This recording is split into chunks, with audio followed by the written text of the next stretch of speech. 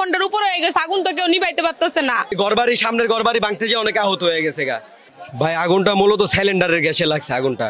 এই আগুনটা আমি অফিস থেকে আইসা দেখি আমার বাসার সামনের বাসা পুরো জ্বলে গেছে গা। আমাদের বাড়ি হচ্ছে দেওয়াল ঘর, ওই দেওয়াল ঘর মনে করেন এরকম আগুন লাগছে, ভয়াবহ আগুন। এরকম আমাদের বয়সে আমরা কোনো সময় আগুনটা দেখি নাই। দেওয়াল ঘর মনে করেন পড়ে গেছে গা ভাঙ্গে, এত ভয়াবহ আগুন। আগুনটা মূলত সিলিন্ডারে রাখছে। এই করাইলে গ্যাস চলে গেছে, গ্যাসের লাইন কাটটা দিছে ওনারা।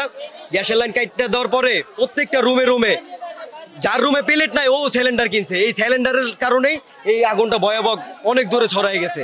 মূলত সিলিন্ডারের কারণে আগুনটা এত ভয়াবহ হয়েছে। পারছে এরকম হয়েছে, অনেকে আহত হয়েছে। মানে ঘরবাড়ি সামনের ঘরবাড়ি ভাঙতে যে অনেকে আহত হয়ে গেছে গা। মানে সামনের ঘরবাড়ি ভাঙলে তো আগুন কিছুটা নিয়ন্ত্রণে আসবে। অনেকে আহত হয়েছে, কিন্তু এখনো জানতে পারি না কেউ মারা গেছে কিনা। মানে আমরা আমাদের জানলে চলে আসছি, কিছু আনতে পারি নাই। একটা সুতা পর্যন্ত আমরা বের করতে পারি না। আইসাই দেখি যে ঘরের উপরে আগুন ধরে গেছে গা। এবার আগের থেকে এর আগেও যে আগুন লাগছে তার থেকে এবার অনেক বেশি আগুন। মনে করেন আগে 2 বার লাগছিল, এত দূর আর কি হয় নাই, এবার অনেক বেশি আছে। 4.5 ঘন্টার উপর হয়ে গেছে, আগুন তো কেউ নিভাইতে পারতেছে না। এখন তো আমরা তো খুব আতঙ্কিত ভাবে আছি।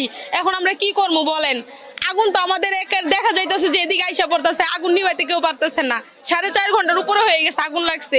এইভাবে যদি চলে তাহলে কি বাঁচবো? একটা ঘর ওরা বাঁচবো না। না হইলে তো 1000 ঘরের উপরে ঘর পুড়ে গেছে গা।